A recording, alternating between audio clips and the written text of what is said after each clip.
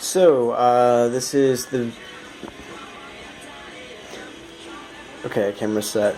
This is the video for the eating habit assignment quiz.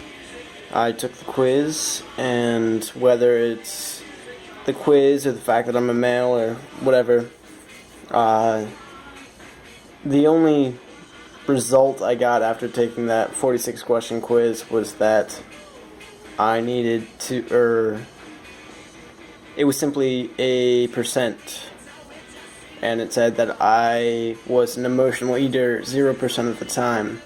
So I'm not sure if something's wrong with the quiz or the way I took it, but the only result I got was that I was not an emotional eater, which is great, apparently. As I took the quiz, though, a few things did come to mind. It was clear that the test was geared towards females because a lot of the questions were just phrased from the female perspective. So, while it didn't enlighten me much on my own eating habits, which I feel like I eat on a pretty consistent schedule and I enjoy food, I don't feel bad about eating it, and I eat a lot of food to sustain my daily regimen and to try and actually gain weight.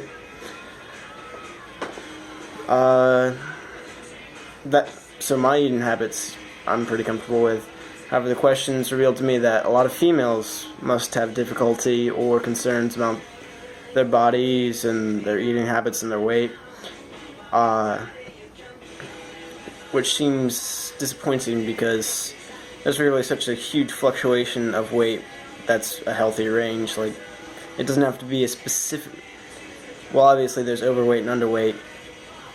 It's fine to be 5 pounds above or 10 pounds below your ideal weight. When people talk about the massive difference in losing like 5 or 3 pounds, it seems strange to me. But I realized that it's a social stigma for girls.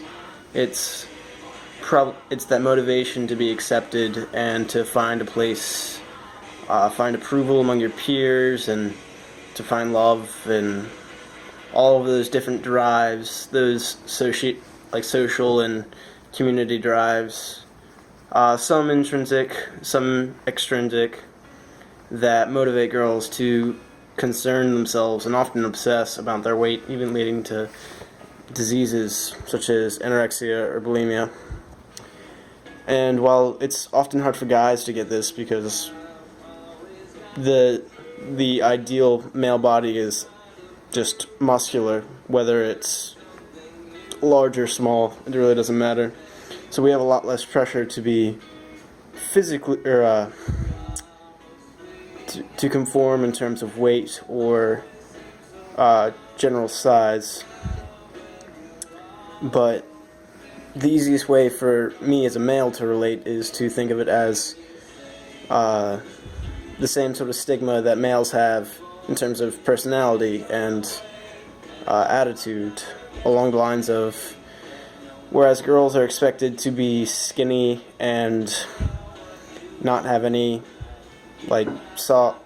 soft skin, which is, as a guy, preferable. Soft is nice. I don't like touching rocks. As a guy, there's a similar expectation to be sort of extremely masculine and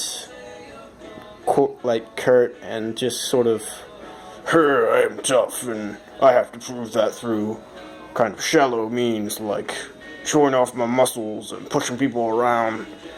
And while that's equally as ridiculous as starving yourself to eat food, it's understandable that we may act in ways that seem logically pointless in order to satisfy some sense of social acceptance or other motivational drives. So the quiz didn't seem that very helpful, but for me, information about me, but it did kind of highlight how much is involved and how big of an issue weight and food and body image can be for females. Hopefully that'll make me more respectful and considerate in the future, and to try and always,